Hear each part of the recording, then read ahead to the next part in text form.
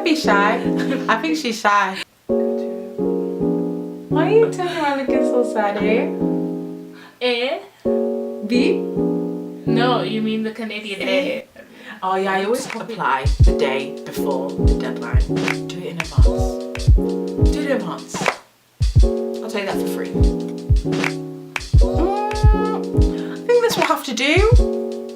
I'm being blinded by the light. I'm blinded by your grace. I've actually heard that song, you know. Stormzy, right? Yeah. I heard it. The only time I ever heard him say that is in Little Mix's song, Power, and in his rap something, he says something like, blinded by your grace, da da da da. I've never actually listened to him. So guys, this is Yvonne. Hey guys, I'm Celine. This is Comfortably Uncomfortable, and we have Yvonne. I feel like the energy isn't like yours, Celine. It's really okay. Okay. Do you mind if we disclose your university? No, go for it. She's Miss Russell. Oh my god. That's what I call her. She goes to uni in Birmingham. So I call her Miss Russell all the time. And then she's like, oh, Celine. It's so awkward. I don't know what to respond to you when you say that. You just go with it. It's like me calling you Yvonne. Well, the first thing that we need to cover is essentially the things you need to consider before you go on a year abroad that people sometimes overlook. Can I speak German if I'm going to a German country? Like, you've got to consider certain things, their climate, how much their currency is. With Birmingham, pretty much like the whole uni has like sister unis that they have connections with that apply to every course. But I did notice that they had a like special section for like technology schools, like technology universities. Okay. For like people like that. Did your uni have that thing with having like more popular options? And like, they literally did, like, I might show it on the screen, but it's like you go on the exchange finder and you type in, it's either you type in the country or the course that you do, and then they show you on the map who they're in connection with. So it doesn't really do it with like popularity and who does what, but I think they give you like a little brief outline of the university and what they do, but it wasn't really like a popularity thing. Birmingham does like asterisks next to each uni, the popular ones. So like the University of Melbourne had an asterisk, the University of Hawaii had an asterisk, and then if it had an asterisk, you can only apply to 2 out of 3 asterisk universities. But really, if you apply to 2 out of 3, you're not likely to get a place. I only had like 3 meetings. The first one was before you apply, just briefing you about what a year abroad is, and then the second was the people who had been accepted for the first round or something, and then the final meeting was just everyone now that's definitely going. Okay. And just like a briefing. That's similar to us. We had in the first term before we applied, because application started on the 1st of December. So before the 1st of December, we had the budgeting, the finance, the other ones that I cannot remember. And in the second term, we had more that were repeated. Pre-departure talk as well. So everybody that had applied, that was definitely going on their year abroad, had to go. It was a full day on like a Saturday. We went there and they talked us through what we're gonna do. They gave us a pack. I have the pack. Did you find them useful? Like now that you're here? Now that I'm here, the budgeting one, yes, of what I can remember. Because they kind of told us what we could receive. So you could get a scholarship if you wanted to apply for one and you actually go on. You could, they told you about the travel grants, the bursaries. You got to speak to people as well that already did a year abroad. So there were people there that I was like, oh, so like, how was Canada? Or like, how was your year abroad? And then I could ask them how they found it. How cute is this? I love when they do things like this. This is like, I don't know why, but they gave us this. This has got like different things. They gave us like a handbook. Oh yeah, so this was the pre-departure guide. Look at me being all like resourceful. This was the guide, and it literally had oh yeah, it was telling us what we needed. So the academic requirements, they were warning us like, if you don't do this properly, you're gonna fail your degree, or it won't or it won't count. And you're just like, okay, we'll make sure we work. Because some people just think it's a holiday, and in Essex it's not a holiday. It might be free, but you have to work. This year abroad doesn't count towards my final towards my GPA. But I still have to pass in order to like graduate with a psychology with a year abroad. Other courses, it's different. Okay. Like one person, it will count like 12.5%. Academic requirements, practical preparation, so including health and safety, budgeting, student support, whilst you're on year abroad, things that you have to like think about, like emergency contacts. We are each other's emergency contacts. Yes, we are. Because we're like, oh yeah. Yeah, if I put my mum down, they're not gonna call like what's she gonna do from England? Yeah, because I usually put my dad down as my emergency because he's not here. I even went to the hospital. Remember? Oh yeah. So I had to use you. Well, I didn't use you because they didn't call you. But no one called me. But like, imagine if it was actually bad, then they'd have to call you. I have my phone on silent these days, so I need. So do I. Mine's been on Do Not Disturb. It's off Do Not Disturb now. I'm out of my feelings. I hate Do Not Disturb with a passion. This girl! Ah! But I feel like you took me off of Do Not. Yeah, you and Annalise. I literally said to her, take me off of Do Not Disturb. I hate Do Not Disturb with a passion. Uni of Essex, they gave us an option of 5 universities. So it's very similar to UCAS. So if you've done UCAS in the UK before to get into university, it's pretty similar with the choice. So you were allowed to choose 5 universities. So I chose... Well, you can choose up to 5. I chose 4 because I didn't want to go to all of the ones that they had options for my course. So I chose 4, and then I applied as if it was UCAS. You just do a personal statement, very generic, not about the specific country, but why you want to do a study abroad, what you're going to benefit from it, and all of that jazz. And then I sent it to my university, and then they just dealt with all of the rest. It was pretty straightforward. Wait, that's all you did? When did you find out? The deadline was the 31st. I applied on the 30th of January. The day before. Guys, don't do this. Do it in advance. But they told me on early February that I had got a place at this university. So they said that, hey, you've got a place in your Canadian uni. So I was like, okay, cool. Like, I was shocked when it came because I was like, right, I just applied for this. You got a letter? It was an email. Yeah, so. We got an email saying, okay, you've got through, and then we had a few days, or like, yeah, a few days to accept it because there's other people that didn't get through and they would need it. So it's kind of like going through clearing. Yeah. All my 3 options were Australian at first, and then we had a meeting or something, and they said how you have a higher chance of getting a place if you apply to more than 1 country. Really? So then I applied to Hawaii, Canada, and Australia. I think it's like because, ratio-wise? I don't know, I think maybe because they're like, if you apply to 1 country, I feel like it's very obvious that you're trying to go for that country, not for this. But how long was it for you? I don't know. So first application was due in November. I think at the end of November. So between November and I think we only found out in February. Is that 4 months? Whoa. What? November? Yeah. You applied in November? Yeah, we had to apply in November. So we had 2 applications. We had the internal and then the external. We had to have the first application in at the end of November, which was the internal application. Okay. That goes to the University of Birmingham, and then you kind of do the same. You have to say why you want to do a year abroad, but also you have to, for each university that you're applying to, we only got to apply to 3, you have to say why you want to go to that specific university, and you have to talk not about why you like the country or like the beach. You have to talk about what the courses the university offer, work experience, and like just stuff like that. Make it sound like you're really going for the course when like really like even if you actually want to go to Miami for the sun or to see a celebrity, say Miami, you're going they for the offer course. a forensics course, and they have a hospital right next to the university, so that would be really good for volunteering. I don't know, just but it's more like that. It's not even about the country, because if you're applying to different countries, it's more so about like why a year abroad is beneficial to you. We found out in like, I think at the beginning of February or something, about the internal application, and we had to send another application to like this uni, kind of like the external application, and then that one we found out, I'm pretty sure by like March or like end of February. We're gonna talk about visas. If you don't know what a visa is, how would I explain a visa? You know, I didn't know either.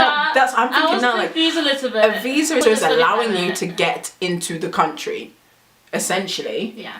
But not everyone needs a visa, just some people. But most people, like for the States, I think if you're Canadian, you don't need a visa. You need an you just need an ETA or something. Yeah. The application is just, you have to give your, like, you have to have a certain amount of money in your bank account and, like, prove. Yes. Oh, so annoying. Do you know you how have to much literally prove, like, send stress. documents or, like, attach documents, whatever, that prove how much money you have to show that you have a certain amount to make sure you can, like, sustain. What do you do, though? What was the minimum amount? I don't remember. It was thousands.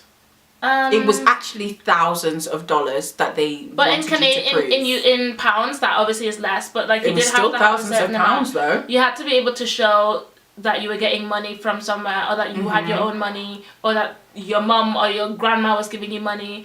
Yeah. To show that if you're here and if they send you away, you can buy a plane ticket back home, essentially. And to have and afford for maintenance.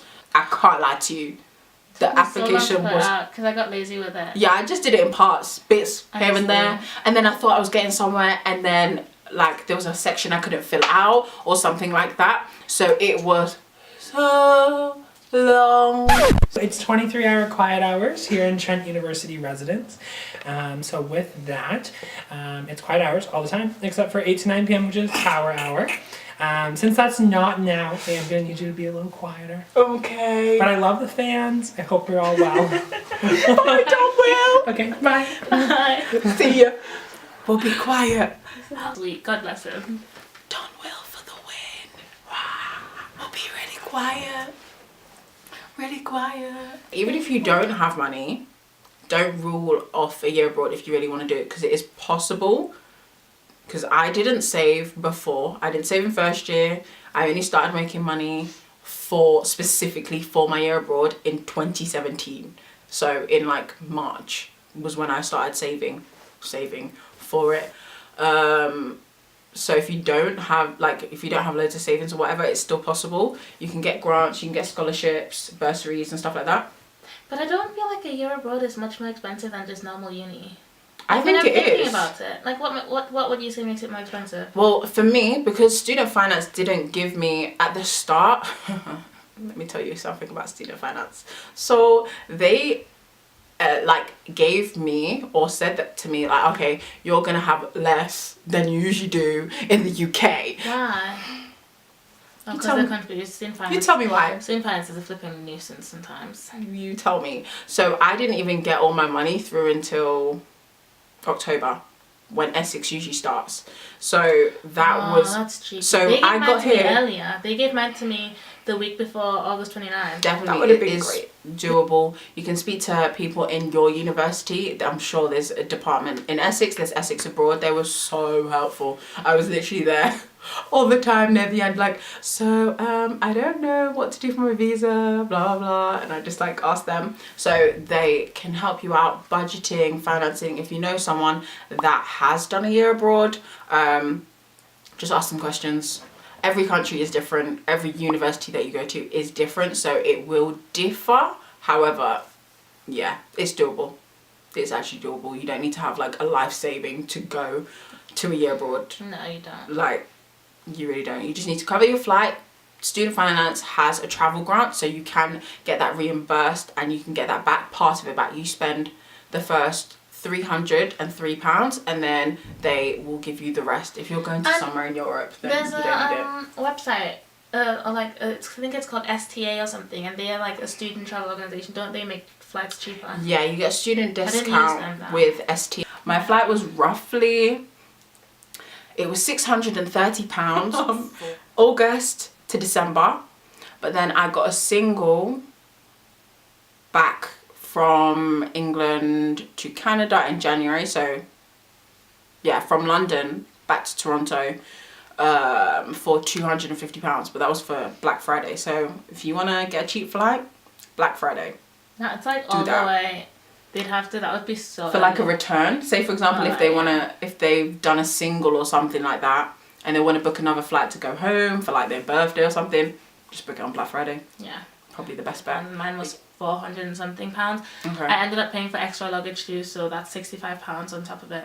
So I think it got to like £500, but I wasn't too fussed. Was that that single? was a one way, yeah, that Okay. was a single. So that was Erasmus gets. If you're an Erasmus student, all the meetings, it was always like, if you're Erasmus, And you I get was like, this, you get that, you get... But I thought it was a good option. Like for me, I was always thinking like, oh, Erasmus sounds sweet. Everybody always told me about like how if you get Erasmus, you can essentially pay for everything and have more. Yeah, you really can. And you're living so much stuff. You're living life because they just give you money. Yeah. I don't know what for, but they don't question it. Much money. Just take it and budget it, save it for your final year. I don't think it's more expensive. I think the most expensive part of it is having to buy like a bunch of new stuff, because you pay up for accommodation wherever you went. I guess the plane ticket and like the visa and stuff is not stuff you'd normally have to do, but like you have to buy groceries wherever you go. First year of uni, you had to buy new pots and pans. It's just stuff like that. And then obviously because of us, we've come to like a cold country, so we had to spend more money on winter clothes. But I don't feel like in any other sense Hundreds. a lot of money on the winter clothes. Hundreds. Which you wouldn't have to spend if you went to a hot country. But I feel like in any Hundreds. other sense, we've not spent way too a lot of money on winter clothes.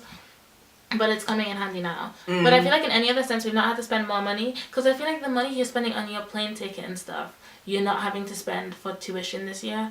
Although, yeah, I never touched the especially tuition. For me, this year's hurt me. You'll notice how much money you save when you start paying back. So it's like, yeah, you're spending more money now, but like you'll understand like in a few years when you have to pay back. Doesn't mean that it's like been super easy. Like I feel like I do have to be smart with my money, but it is doable. Like if you don't have money or you think you're not going to have enough, I wouldn't let that deter you, because it is possible. As long as you 100%. budget as if you're in first and second year or whatever, it's still doable. You can still go on a year abroad. Yeah. You just still have to be mindful, because I usually relied on, in second year I relied on my part-time job for me to get extra income.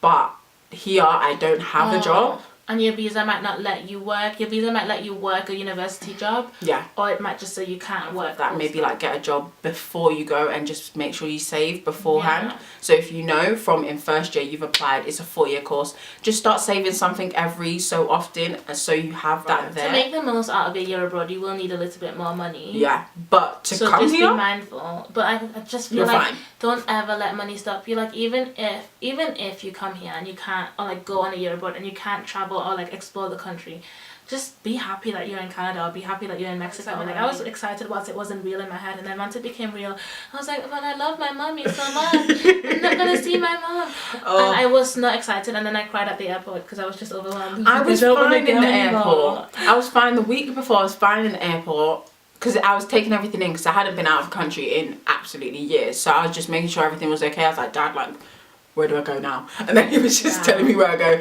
And then I was like, oh, okay, this is cool. I was on the plane looking out. I was like, oh, like, this is cool. Yeah. And you got the plane by yourself, didn't you? Yeah, I got the plane by myself. Yeah, I got the plane with someone else from Birmingham. Oh, he's so great. Which made me so happy. Just in general con would be for me the time difference, like the time zone, because sometimes that's something you don't think about. Because I didn't really think about, like, yeah, I knew it's like going to Jamaica, like it's like literally our time zone is the same. So we're 5 hours ahead. No, behind. We're 5 hours behind the UK right now. I'm thinking at the application stage and looking into where you're going. Like, think about it. So Erasmus or no Erasmus, or like there are bursaries, there are scholarships and stuff like that. So be mindful of that. Thank you so much for watching. This was Yvonne. I'm Celine. I will put all of the relevant information in the description bar. Subscribe to Miss Sincerely Yvonne's channel. Have a lovely week or whatever time. Happy holidays, my friends. Yes. God bless. Enjoy yourself. If I was forced to stay in Ontario, I wouldn't stay in Peterborough. I would go to Toronto, of course. Oh yeah, 100%. But Toronto is also more expensive to live in. It's like going to London. No, it's not as for busy a as standard London. house, you're paying $1 million. Is that how much you pay for like? Depends a house in where. London? If you want to live downtown in Toronto, it's like living. I thought all the houses in Toronto were that much. Are they all $1 million? That's why they all live on the outskirts of Toronto.